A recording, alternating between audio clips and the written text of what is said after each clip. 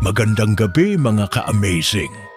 Welcome back dito sa inyong paboritong tambayan ng kababalaghan, katatakutan, at mga kwentong hindi mo basta-basta makakalimutan. Ako ang inyong tagapagkwento mula sa Amazing AI TV Fusion and Tagalog Stories. Mechacho, ngayong gabi may isa na namang kwentong magpapakaba sa inyo, magpapaisip at baka hindi na kayo dumaan sa basang kalsada kapag umuulan. Ito ang kwentong pinamagatang Kaladkad ng Putik. Kaya mga ka-amazing, simulan na natin. Humanda na kayo. Ang bayan ng Palayan sa Nueva Ecija ay kilala sa malawak nitong taniman ng palay. Ngunit kung may isang lugar doon na ayaw daanan ng mga motorista kapag gabi at maulan, iyon ay ang liblib na bahagi ng barangay Maligaya, isang kurbadang kalsadang sementado ngunit laging basa, malagkit at parang buhay ang putik. Marami na ang nabiktima. Mga motorsiklo, tricycle, kotse, lahat ay aksidenteng nadudulas, nawawala sa kontrol o tumitilapon sa bangin. Laging iisa ang ulat ng mga saksi, isang babaeng nakatayo sa gitna ng kalsada, basang-basa, putikan at nakangiti. Isang gabi ng Biyernes, kasagsagan ng ulan, tatlong magkakaibigang mekaniko ang pauwi mula sa Maynila. Sina Brian, Lemuel at Chito. Galing sila sa isang training at minabuting dumaan sa barangay shortcut pabalik sa San Jose. Tol, parang mas malakas pa ang ulan dito kesa sa Kabayanan, ani Lemuel habang nagmamaneho. Oo nga sagot ni Brian, nakadungaw sa bintana ng kotse. Laging parang may bagyo sa lugar na to kahit ambon lang sa labas. Si Chito, na laging may dalang rosaryo, ay nagsimula ng magdasal ng paunti-unti. Huwag kang praning pare, ilang beses na tayong dumaan dito, sabay tawa ni Brian. Ngunit nang marating nila ang kilalang kurbada, biglang bumagal ang takbo ng kotse. Lem, bakit? Tanong ni Chito. Tol, hindi ko na madiin ang preno. Parang nadudulas tayo at doon nila nakita ang babae. Nakatayo sa gitna ng kalsada. Mahaba ang buhok, nakaputi, ngunit basang-basa ang buong katawan. Tila bumangon mula sa ilog ng putik. Nanginginig si Lemuel. Pare, may babae! Diyos ko po! Bulong ni Chito, lahat sila'y napatigil. Tila hindi gumagalaw ang babae, ngunit habang titig sila sa kanya, unti-unting umaabot ang putik mula sa kanyang mga paa. Papalapit, gumagapang sa kalsada at biglang boom! Sumalpok ang kotse sa gilid ng kalsada. Tumagilid at nagsimula ng pumasok ang putik sa loob ng sasakyan. Ayusin niyo sarili niyo, labas! Sigaw ni Brian, tuguan ang noo. Ngunit si Lemuel hindi na gumagalaw. Nakapikit ngunit may ngiti, tila masaya habang nilulunod siya ng putik mula sa labas. Huwag ka naming iiwan! Sigaw ni Chito habang hinila si Brian. Ngunit mula sa labas, narinig nila ang halakhak ng babae. Isa iyong tunog na parang may kasamang bulong ng lupa, halinghing ng ulan at yapak ng basang paa. Kinabukasan, natagpuan ng mga taga-barangay ang kotse, nakalubog sa putikan. Wala sa loob sina Lemuel, Brian at Chito. Ngunit sa gilid ng kalsada, may bakas ng tatlong taong parang kinaladkad papasok sa palayan. At sa malapit na puno ng balete, isang pulang sapatos ang nakasabit. Isa lang ang may ganong sapatos. Si Angge, isang dalagang nalunod umano sa baha 15 taon na ang nakalipas. Ayon sa mga matatanda, Hindi siya basta nalunod. Kinain siya ng putik habang tumatawa. Samantala, sa kalapit na barangay ng Matahimik, isang guro sa pampublikong paaralan, si Ma'am Ines, ay kinabahan sa balitang iyon.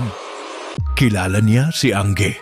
Mag-aaral niya ito noon, masayahin, palabati, pero may madilim na sikreto. Sa kanyang drawer, binuksan niya ang lumang folder. Naroon ang mga lumang sinulat ni Angge. May mga tula, liham, at isang nakakakilabot na larawan. Larawan iyon ng babaeng basang-basa sa gitna ng putikan. At sa likod ng litrato, may sulat kamay na mensahe. Babalik ako tuwing ang langit ay umiiyak at ang lupa ay gutom at isasama ko silang hindi marunong lumingon. Sa likod ng paaralan ng Matahimik National High School, nakatayo ang isang lumang bodega na matagal nang di pinapansin.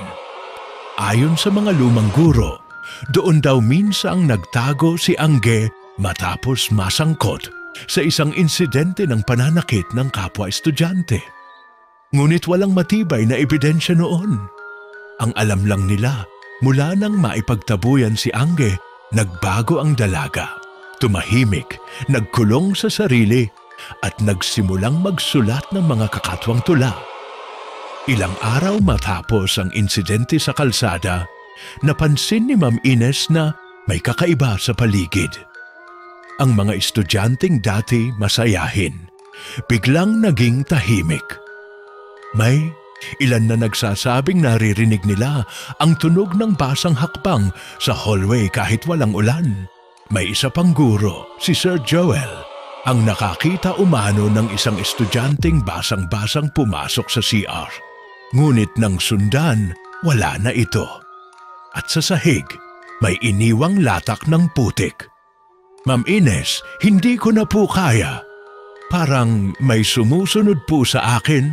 Umiiyak na, sabi ni Jonah, isa sa mga top student. Anong ibig mong sabihin, Jonah? May babae po sa likod ng bodega. Nakatingin lang po siya. Tapos nung nilingon ko, wala na po siya. Pero naiwan yung footprints niya. Basang putik, ma'am. Nagpasya. Si Ma'am Ines napuntahan ng lumang bodega. Kumuha siya ng susi at sinamahan ni Mang Kaloy, ang matandang janitor. Ma'am, wag niyo na pong buksan to. Simula nung si Angge. Alam ko, Kaloy, pero kailangan kong malaman. Pagbukas nila ng pintuan, sumambulat ang amoy ng basa at lumang papel. Nakapangkat ang mga gamit, ngunit sa sulok may isang lamesang may nakapatong na lumat kupas na notebook. Nang hawakan ito ni Ma'am Ines, bigla siyang nanginig. Pamilyar ang sulat kay Angge. Ang hukay ay di sa ilalim ng lupa, kundi sa loob ng alaala. Ang hindi lumingon, kinakaladkad. Basain mo ako ng ulan at hahatakin kita ng putik. Napalingon siya sa bintana. Sa labas ng bodega, sa may damuhan, may batang babae, nakaputi, basang-basa, nakatayo at nakangiti. Ma'am, tara na! Sigaw ni Mang Kaloy. Ngunit nang hawakan niya si Ma'am Ines, bigla siyang napasigaw. Ang kamay niya lumulubog sa sahig ng bodega. Unti-unting kinakain ng putik. Huwag kang lalaban, isang tinig mula sa sulok. Si Ma'am Ines, nanginginig, ngunit di bumibitaw sa notebook, ay napasigaw, Angge, tama na to! Ngunit ang sagot ay tawa, mahabang tawa. Tumigil ang ulan sa labas, pero sa loob ng bodega, bumuhos ito. At sa bawat patak, may kamay na sumusulpot mula sa sahig. Mga kamay na tila na buhay mula sa alaala, ma'am! Ang notebook, sigaw ni Kaloy habang nilulubog na ang kalahating katawan. Ang kwento, kapag sinulat, pinubuhay mo. Pulong ng tinig ni Angge mula sa loob ng notebook. Sinira ni Ma'am Ines ang kwaderno. Pinunit, pinagpira-piraso, umiiyak. Pagputol ng huling pahina, natigil ang ulan. Huminto ang mga kamay. Nawalang parang bula ang batang babae sa damuhan. Si Kaloy, wala na. Sa kamay ni Ma'am Ines, nanatiling basa ang papel. Ilang araw ang lumipas, may bagong guro na pumalit kay Ma'am Ines. Wala raw siyang iniwang paalam. Nawala ng komunikasyon. Isang gabi, habang pauwi si Sir Carlo, ang bagong guro, sa kanyang motor, napadaan siya sa Barangay Maligaya. Umuulan, sa kurbada ng kalsada, may nakita siyang babae. Nakaputi, basang-basa, tinapakan niya ang preno. Tumigil, ang motor, miss? Tanong niya. Humarap ang babae, ngumiti, at sa ilalim ng kanyang paa, gumalaw ang putik. Sa bayan ng Palayan, may bagong ulat ng aksidente. Isa raw guro nalunod sa putikan kahit walang baha. May iniwang lumang notebook sa gilid ng kalsada. Bukas sa pahina na may sulat, ang kwento ay patuloy hanggat may nakikinig. Bawat ulan, isang alaala. Bawat basang landas, isang paanyaya. Sa bayan ng Palayan, isang linggo matapos ang pagkawala ni Sir Carlo, nakatanggap ng liham ang punong guro ng Matahimik National High School. Walang lagda, walang pangalan ng nagpapadala, ngunit may simpleng mensahe. Huwag niyong bubuksan ang bodega. Ibinabaon ng alaala ang matitigas ang loob. Pinatawag agad ang buong faculty. Lahat ay kinakabahan. Sa loob ng conference room, nagpaabot si Principal Estrella ng mahigpit na bilin na huwag nang palapitin ang sinuman sa bodega. Ngunit si Krista, isang batang guro sa Filipino, ay nagtataka. Ma'am, totoo po ba yung sinasabi nila? May multo raw? Nilulubog sa putik? Tanong niya habang hawak ang rosaryo sa bulsa ng palda. Hindi ko alam, Krista, pero 2 guro na ang nawala. Ayokong may madagdag pa, sagot ng prinsipal. Halatang hindi rin kumbinsido sa mga paliwanag. Kinagabihan, habang nagsusulat si Krista ng lesson plan sa kanyang inuupahang kwarto sa likod ng paaralan, napansin niyang may lumang papel na nakasingit sa kanyang mesa. Isang pahina mula sa notebook na may nakasulat. Nakakalimutan mo na ako, ma'am. Hindi mo ba ako mahal? Ang putik ay hindi marumi kung mula ito sa luha. Pikit ka. Pakinggan mo ang ulan. Napalingon si Krista sa bintana. Walang ulan. Ngunit may tunog ng patak sa bubong. 1, 2, 3. Tila galing sa loob ng kwarto ang tunog. Bumangon siya. Pinuksan ang ilaw sa CR at sa salamin nabasa ang pangalan, ANGG. Ibumukas bigla ang pintuan ng kwarto niya. Wala namang hangin. Pagtingin niya sa sahig, may bakas ng paa, basa. At may iisang direksyong tinutungo, palabas ng kwarto, papuntang lumang bodega. Kinabukasan, hindi pumasok si Krista. Pinuntahan siya ni Sir Danny, guidance counselor ng paaralan. Ngunit nang dumating siya sa inuupahan ni Krista, natagpuan niyang bukas ang pinto, kalat ang mga papel at sa kisame ay may basang sulat. Huli ka na, hindi mo na ako kayang iligtas. Tinawag nila ang barangay tanod. Nang suriin ang paligid, may mga bakas ng putik na nagmumula sa silid ni Krista papunta sa direksyon ng bodega. Pagdating nila sa tapat ng lumang bodega, sarado pa rin ang pinto. Ngunit ang kandado, basa. At sa ilalim ng pintuan, dumadaloy ang manipis na agos ng putik. Sumisigaw si Sir Danny. Krista, nandyan ka ba? Walang tugon. hanggang sa biglang bumukas ng kusa ang pinto. Ang amoy ng basang papel, ng lumang kahoy, ng pagkabulok, sumalubong sa kanila. Sa gitna ng bodega, may upuang plastik. At sa ibabaw nito, ang lumang notebook ni Angge, bukas sa pahinang may mga guhit. 3 guro. Si Ines, si Carlo at si Krista. Sa ilalim ng drawing, may nakasulat. Hindi sila nawala. Kinuha ko lang sila para hindi na sila lumimot. Isasara sana ni Sir Danny ang pinto nang may marinig siyang bulong mula sa likuran. Sir Danny, paglingon niya, may batang babae sa may sulok, nakaputi, basang-basa at hawak ang kamay ni Krista. Kalahating nilulubog ng putik. Hindi niya ako binitawan, kaya't hindi ko siya kakalimutan. Angge! Bulong ni Sir Danny. Lumapit siya. Krista, bibitawan ka na niya. Ngunit bago pa siya umabot, sumara ang pinto ng bodega. Kumalabog, ilang segundo. Nang muli nilang buksan ito, wala na sila. Ni isang bakas, walang babae, walang guro, walang notebook. Pero sa dingding ng bodega, may bagong sulat. Sir Danny, ikaw naman. 2 gabi ang lumipas sa harap ng Matahimik High School. Isang grupo ng mga estudyante ang naglalakad pa uwi. Biglang bumuhos ang ulan. Isa sa kanila, si Erica, ang unang nakapansin. Guys, tignan niyo yung gate. Nakatayo sa labas si Sir Danny. Basa ang buong katawan. Nakatitig sa kanila. Nanginginig, nilapitan siya ni Erica. Sir, okay lang kayo? Dahan-dahang humarap si Sir Danny. Sa kanyang mga mata, may luha. Ngunit ang bibig nakangiti.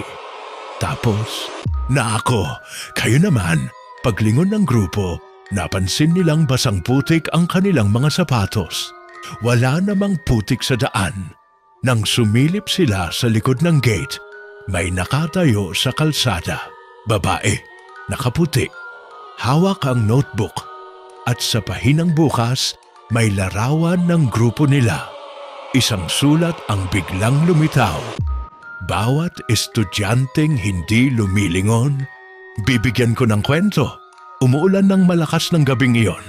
Ang kalsadang madulas sa barangay Maligaya ay tila isang ilog ng putik na naghihintay ng mga biktima. Ang grupo ni Erica ay nagmadaling lumayo, ngunit isa-isang napansin nilang parang may sumusunod sa kanila. Sa likod, ang babaeng basang-basa na, nakaputi ang kilabot ng gabi ay sunod-sunod na lumalapit. Guys, tumakbo tayo! Sigaw ni Erica habang hinila ang kaibigan niyang si Miko. Ngunit bago sila nakalayo, biglang nahulog si Jomel sa putikan sa tabi ng kalsada. Tinulungan siya ni Erica na tumayo. Ngunit ang kanyang mga paa ay hindi na makalabas. Help! Tulong! Iyak ni Jomel habang unti-unting dinadaklot siya ng putik. Sumigaw si Miko. Erica, bitawan mo siya! Itataboy ka niya! Ngunit hindi pinakinggan ni Erica.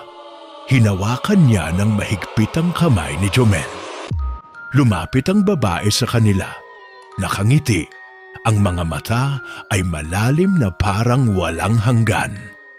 Hindi mo siya kayang iligtas, pulong nito. Ang putik ay nagmamahal ng higit pa sa inyo. Biglang lumubog si Jomel sa putik. Ang huling tingin niya ay punong-puno ng takot. Nakita ni Erica ang mga kamay ng babae na hinila siya palapit sa gitna ng kalsada. At doon, unti-unting lumitaw mula sa putik ang mga labi at mata ni Jomel na parang buhay na buhay. Tumakbo si Erica, ngunit bawat hakbang ay parang ang putik ay sumusunod at humihila sa kanya. Hanggang sa makarating siya sa lumang poste ng ilaw, kung saan ang mga labi ng isang nawawalang motorista ay ipinako. Doon, bigla niyang nakita ang notebook na hawak ng babae. Nakabukas ito sa pahina na may sulat. Ang basang kaluluwa ay hindi malilimutan. Tuloy ang kwento. Nang tumingala si Erica, wala na ang babae. Ngunit sa kanyang paa, may latak ng putik na hindi niya matanggal. Kinabukasan, isang malaking operasyon ang inilunsad ng barangay upang linisin ang kalsadang madulas. Nagdala sila ng mga makabagong kagamitan, ngunit sa kabila nito, hindi nawawala ang putik na tila buhay. Si Mang Tonyo, ang pinakamatandang residente, ay nagbigay ng babala. Hindi ito simpleng putik, anak. Ang lupa dito ay isinumpa ng isang nilalang, isang babae na nilunod ng panahon at kalikasan, pero hindi nakaligtas ang kanyang galit. Bakit po siya galit, Mang Tonyo? Tanong ni Aling Nena, isang tindera. Nang siya ay buhay pa, si Angge ay minahal ng isang lalaki mula sa bayan. Ngunit niloko siya, iniwan sa gitna ng ulan sa kalsadang ito. Nang mamatay siya, pinalot siya ng putik na nagmula sa lupaing nilamon ng kalungkutan at poot. Simula noon, tuwing umuulan, siya ay bumabalik upang kaladkarin ang mga naglalakad na parang siya ay hindi natutulog. Samantala, sa tapat ng bahay ni Mang Tonyo, nakatayo si Erica. Ang mga paa ay basa at may latak ng putik. Hindi niya maalis ang pakiramdam na may sumusunod pa rin sa kanya. Isang gabi, naisip niyang bumalik sa lumang bodega. Ginamit niya ang flashlight ni Miko at dahan-dahang pumasok. Nakita niya ang lumang notebook. Napahawak siya dito at biglang napuno ng mga salita ang mga pahina. Hindi mo ako tinulungan. Ngayon, ikaw naman ang kaladkad.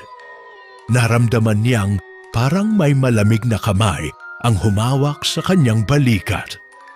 Hindi mo patapos ang kwento, Erica. Sa likod ng bodega, may isang babaeng nakaputi, basang-basa at nakangiti. Hindi pa ito ang wakas ng kwento. Bulong ng tinig sa dilim. Muling nilingon ni Erica ang babae. Ang mga mata nito ay tila bumabalik sa isang malalim na sugat ng nakaraan. Napaatras siya, ngunit sa bawat hakbang niya, paalis ay may kasunod na tunog ng basang paa. Pakiramdam ni Erica, nilalamon na rin siya ng kung anumang misteryo ang bumabalot sa kalsada at sa bodega. Hinawakan niya ang notebook at sa oras na iyon, napansin niyang hindi ito papel ang laman, kundi balat. Malambot, mainit-init pa. Sa bawat pahina ay pangalan. At sa dulo, ang nakasulat Erica Santos. Hindi pa tapos bago pa niya maibalik ang kwaderno. Sumambulat ang putik mula sa sahig ng bodega. Umangat ito, parang alon ng isang dagat, at mula rito ay lumitaw ang mga kamay. Pamilyar, maliliit, kay Jomel, kay Krista, kay Carlo, at kay Ines. Erica, tawag nila. Sumama ka na sa amin. Dito, wala nang sakit. Hindi, hindi. Ako tulad ninyo. Hindi ako susuko. Sigaw ni Erica, pilit tumatakbo palabas. Subalit ang pinto ay naglaho. Ang bodega ay tila naging isa ng malawak na kuweba ng putik. At sa kisame nito ay may mga mata na nakasabit, nakamasid. Hindi mo kami maitatanggi, Erica. Muling bulong ng tinig. Hindi ka inosente. Isa ka sa kanila. Napaupo si Erica sa putikan, nilingon ang notebook at binuklat ang unang pahina. Isang sulat kamay mula kay Angge. Sa gabing ako'y iniwan sa ulan, ikaw ay naroon. Tahimik, hindi ka nagsalita. Hindi mo ako tinulungan. Ngayon, oras na ng pagtanaw mo ng utang. Nang marinig niya ito, napaluha si Erica. Naalala niya, 16 na taong gulang siya noon. Si Angge, kinugulpi ng mga batang lalaking lasing sa loob ng eskinita. Tinatakpan ang bibig, nilulublob sa kanal. Si Erica, tahimik na nakasilip sa siwang ng dingding. Hindi siya kumilos. Patawad, Angge. Hindi ko alam. Natakot ako. Alam kung natakot ka, pero pinanood mo akong mamatay. At mula sa araw na iyon, nagsimula ang aking kwento. Sa bawat ulan, sa bawat kaladkad, muling isinulat ang sakit. Sa gilid ng kanyang paningin, lumapit ang anino ni Angge. Lumuhod ito sa kanyang harapan. Ang mga mata nito ay hindi galit, kundi lungkot, malalim, sugatan. Kung nais mong tapusin ito, isulat mo ang huli. Humarap si Erica sa notebook. Hawak ang pluma na tila mula sa buhok ni Angge. Basa, itim, at may amoy ng halaman. Sinulat niya ang mga kataga. Ang ulan ay paghuhugas, ang putik ay pag-alala. Ngunit ang pagpapatawad ay pagkalimot. Isang malakas na alon ng putik ang lumamon sa bodega. Umangat ito, umikot, humigop ng lahat ng naroon. Kasama si Erica, si Angge, at ang mga lumang alaala. At sa liwanag ng buwan, nawala ang bodega. Naging bukirin, tahimik, luntian. Ilang buwan ang lumipas, isang grupo ng mga batang arkitekto mula sa Maynila ang dumaan sa Barangay Maligaya upang pag-aralan ang isang lumang kalsadang madalas lubog sa putik. Sir, ang galing oh. Bigla na lang naging matibay itong bahagi ng daan. Walang putik kahit umulan ng malakas kagabi. Siguro inayos ng munisipyo. Hindi po, sir. Ayon sa records, walang project na ginawa rito. Napatingin ang isa sa kanila sa gilid ng kalsada. May maliit na marker na gawa sa batong puti. Ang nakasulat, sa bawat kwento ng ulan, may nililinis. Sa bawat putik, may nililibing. Huwag kalimutan, ngunit huwag na ring balikan. Sa tabi ng bato, may isang batang babae na nakaputi. Tuyo na ang damit, may hawak na kwaderno. Ngumiti siya sa kanila. Ngunit nang igalaw nila ang kanilang mata, bigla itong naglaho. Sir, may nakita po ba kayong bata? Wala akong nakita. Iho, baka naulanan ka lang. Sa ilalim ng kalsada, kung pakikinggang mabuti, may maririnig na mga boses, boses ng mga kwentong hindi natapos, boses ng mga kaluluwang nilamon ng ulan. Sir, may nahukay po kami, sigaw ng isa sa mga trabahador habang hinuhukay ang bahagi ng lupa sa gilid ng bagong sementadong daan. Lumalalim ang hukay. Unti-unti bumubungad ang porma ng isang kahoy na kahon. Lumang-luma, may ukit sa ibabaw na halos hindi na mabasa. Inangat nila ito gamit ang lubid. Buksan natin! Utos ng engineer na si Arvin, ang pinuno ng grupo. Pag-angat ng takip, isang napakaalinsangan na amoy ang sumambulat. Sa loob, may iisang bagay lang, isang kwaderno, may basang pahina, ngunit hindi naaagnas. Teka sir, hindi ba ito yung kaladkad ng putik na urban legend dito sa Nueva Ecija? Tanong ni Luis, isang intern mula sa UST. Baka props lang yan ang documentary, sagot ni Alvin. Ngunit hindi pa man natatapos ang pangungusap niya ay biglang kumidlat. kahit walang ulap. Nagtinginan ang lahat. Sa paligid ng hukay, unti-unting sumisirit ang putik mula sa lupa. 1, 2, 3 bunganga ng lupa ang bumuka at mula rito, lumabas ang mga kamay. "Tumakbo kayo!" Sigaw ni Arvin, ngunit si Luis ay hindi gumalaw. Nakatingin siya sa kwaderno at tila ba may bumubulong dito. "Luis, anong ginagawa mo?" Sigaw ng isa. Hinawakan ni Luis ang kwaderno. Tumigil ang kanyang katawan. Tumingin sa kanila. Ang Ken-An, mga mata niya, dilat ngunit walang liwanag. Hindi na ito kwento. Ito'y kasaysayan na, sabi niya. At bawat kasaysayan ay kailangang isulat sa laman. Mula sa kanyang balat, lumabas ang tinta. Ang mga ugat niya ay naging mga linya. Ang kanyang balat ay nagmistulang pahina. Isa-isa, ang kanyang mga kasamahan ay tinatawag ng boses mula sa lupa. Si Arvin ay lumingon sa isang gilid at nakita ang batang babae. Si Angge nakatayo sa ilalim ng poste ng kuryente. Hawak muli ang kwaderno at ngayon ay may kasama. Isang babae, nakatali ang buhok, may pulang kwintas, si Erika. "Tapos na ba ang kwento ninyo?" Tanong ni Arvin, nanginginig. "Hindi kailanman natatapos ang kwento ng mga nakalimutan," sagot ni Erika. "Kami mga alaala na tinapon at ngayon kami ang magsusulat." Sa isang iglap, bumukas ang lupa sa paanan ni Arvin. Pilit siyang kumapit sa gilid ng hukay, ngunit ang putik ay mabilis na umakyat sa kanyang katawan, umaabot sa kanyang bibig. "Hindi ako kasali rito. Hindi ko kayo kilala!" Sigaw niya habang unti-unting nilalamon ng putik.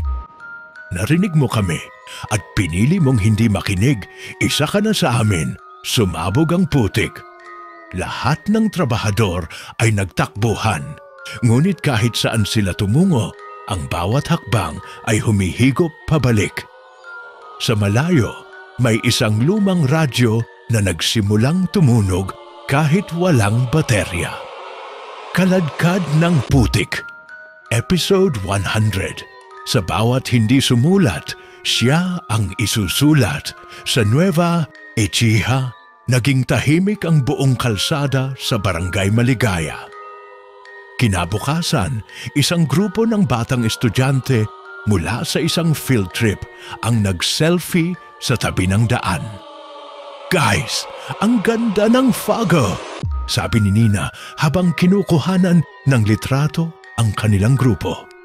Ngunit sa likod ng larawan, hindi nila napansin ang isang batang babae na nakaputi, hawak ang kwaderno at may dugo sa gilid ng mata.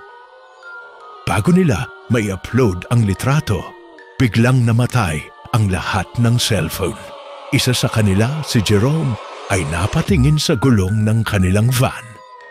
"Bakit parang putik na may kamay?" "Ha? Anong sinasabi mo?" Ngunit huli na, ang van ay lumubog sa daan. Hindi bumangga, hindi nadulas, lumubog tulad ng tinatawag pabalik ng isang buhay na kwento. Ilang araw ang lumipas, bumalik sa lugar si Mang Tonyo.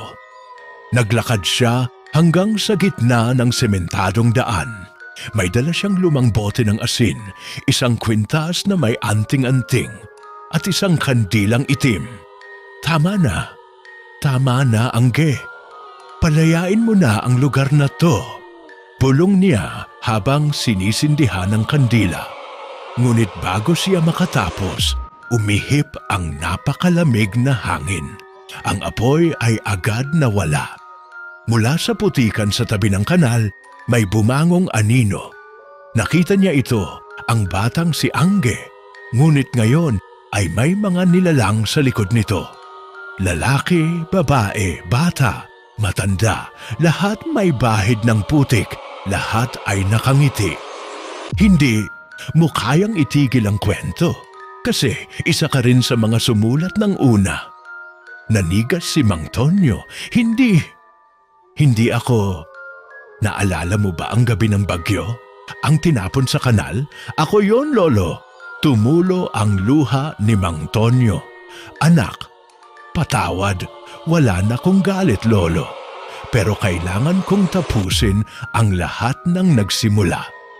At sa huling ulit, sinarhan ng putik ang kanyang paligid. Ang kalsada ay muling naging tahimik. Ngunit sa ilalim ng bagong sementadong daan, tumibok ang isang bagay. Hindi puso, hindi buhay, kundi isang kwaderno, naghihintay ng bagong pahina. May 3 buwan nang hindi nababalita ang kalye ng Maligaya Road. Ang dating madulas at maputik na daan ay biglang tumahimik. Wala nang aksidente, wala nang nawawala, lalong wala na ring pumapansin. Hanggang isang araw, isang grupo ng paranormal researchers mula sa isang kilalang universidad ang nagdesisyong puntahan ang lugar para sa isang dokumentaryo. Nangunguna sa kanila si Professor Dante Velasco, kilalang eksperto sa mga anomalya sa mga probinsya ng Pilipinas. Kasama niya sina Macy, isang matapang na camera woman, Troy, isang local historian, at si Jem, isang third-year psychology student na may kakaibang kakayahan sa pakiramdam ng presensya. Prof, dito raw mismo maraming nalunod sa putik. Pero wala ni isang kaso na pinatunayan. Parang lahat ng tao ayaw na lang magsalita, sabi ni Troy habang binabasa ang ilang dokumento.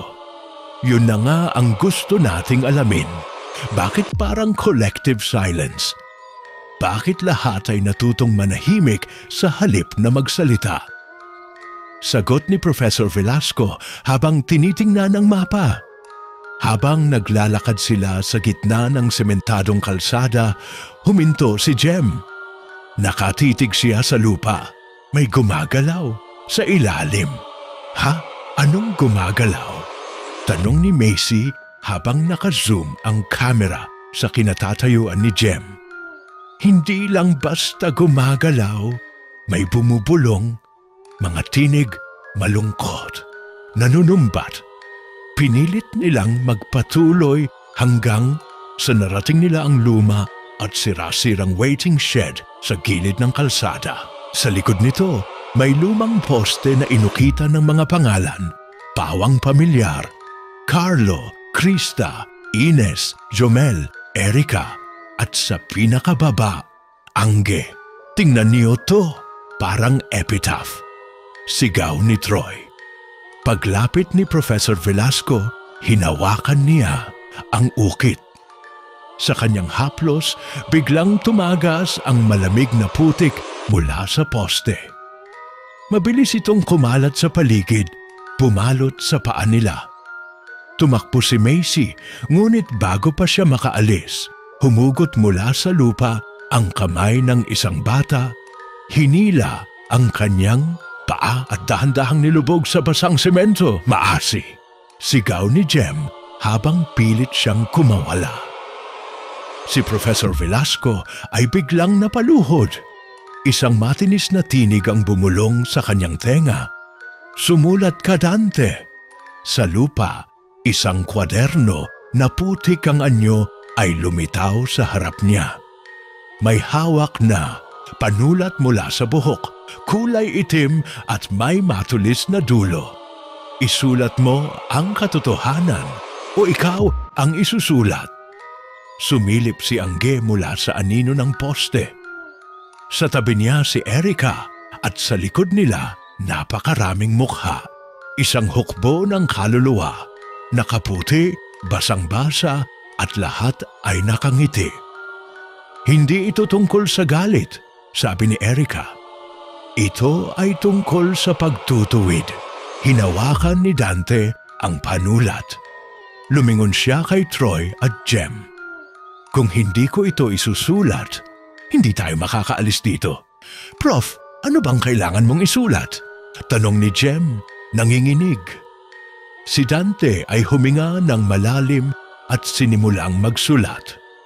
Sa isang bayan sa gitna ng Nueva Ecija, may daang laging nababasa ng ulan. Hindi dahil sa panahon, kundi dahil sa luha ng mga kaluluwang hindi pinakinggan. Sa bawat hindi pagkibo, sa bawat pagtalikod, isinilang ang kwento ng putik na hindi lang tumutulak sa kalsada, kundi humihila ng budhi. Habang nagsusulat siya, unti-unting humihinto ang pag-ikot ng putik. Mula sa ulap, ang buwan ay unti-unting sumilip. Ngunit sa huling linya ng kanyang sinulat, sumambulat ang tinta mula sa kwaderno. Isang itim na ulap ang bumalot sa katawan ni Dante. Prof! Sigaw ni Troy. Tumigil ka! Hindi na siya tumigil. Pinilit niyang tapusin ang kwento ay hindi na matatakasan. Ito ay isusulat ng mga nilamon at muling babasahin ng mga susunod. At kung ikaw ay tumingin sa putik, huwag kang magtagal dahil baka ikaw na ang susunod. Sumara ang kwaderno. Ang putik ay tumigil, ngunit si Dante ay nanatiling nakaluhod. Hawak ang panulat habang ang katawan niya ay unti-unting nagiging papel. Tanong ni Jem habang lumalapit. Ngunit bago niya maabot si Dante, ang kwaderno ay biglang naglaho at sa lugar nito isang ukit sa semento, Dante Velasco. Nakinig pero huli na. Sa gabi ng parehong araw, sa radio booth ng isang lokal na istasyon sa Nueva Ecija, may isang hindi kilalang host na nagsimulang magsalita sa ere. Magandang gabi sa inyong lahat. Ito ang kaladkad ng putik, ang huling yugto. Huwag niyong i-off ang radyo. Huwag niyong patayin ang cellphone. Dahil ang kwento ay patuloy na nagsusulat. Sa labas ng istasyon, umambon po sa isang putikang daan ang nabuo mula sa walaan. At sa gitna nito, may batang nakaputi, hawak ang kwaderno at unti-unting nililingon ang mga bahay isa-isa. Sa sumunod na gabi, tahimik ang buong bayan ng San Miguel sa Nueva Ecija. Ngunit sa barangay Maligaya, may isang matandang babae ang tahimik na naglalakad sa gitna ng daan. Dala-dala ang isang basket na may lamang mga lumang kandila at panig na gawa sa dahon ng niyog. Ayoko ng balikan, pero hindi na rin ako makakatulog. Bulong niya habang pinatong ang isang kandila sa gitna ng kalsada. Siya si Lola Aping. Ang huling saksi sa unang paglitaw ni Angge. 40 taon na ang nakalilipas. Alam niyang darating muli ang gabi ng pagsusulit, ang huling pahina ng kwento. Habang sinisindihan niya ang kandila, isang malamig na ihip ng hangin ang dumaan. Mula sa likuran, may narinig siyang kaluskos. Paglingon niya, nandoon si Angge. Basang-basa, may hawak na kwaderno at nakatingin sa kanya. Lola Aping, mahina ngunit malinaw na tinig ni Angge. Naaalala mo pa ba ang ginawa mo noon? Napapikit si Lola Aping. Hindi ko alam ang kabuuan. Isa akong bata noon. Isa ako sa mga nagtago habang tinatabunan ka ng semento. Hindi ko alam kung paano ka nailibing, pero alam ko, kasalanan namin na hindi ka naisalba. Hindi ko kailangan ng awa, sagot ni Angge. Ang kailangan ko ay katotohanan. Mula sa paligid ng kalsada, lumitaw ang mga kaluluwang nilamon ng daan. Lahat ay may kwaderno sa kamay. Lahat ay may kwento. Sa gitna ng daan, ang putik ay muling bumuka. Ngunit imbes na may hilahing katawan, may nilabas ito. Isang malaking libro. Mas malaki kaysa sa kahit anong kwaderno. Mabigat. May nakaukit sa harap. Kasaysayang ni Lamon.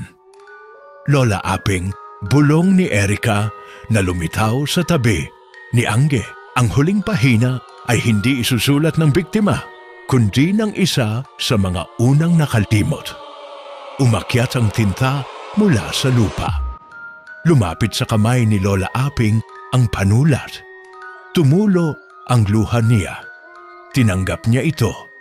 Kung ito ang kailangan, kung ito ang pagtubos. Lumuhod siya sa harap ng libro at nagsulat.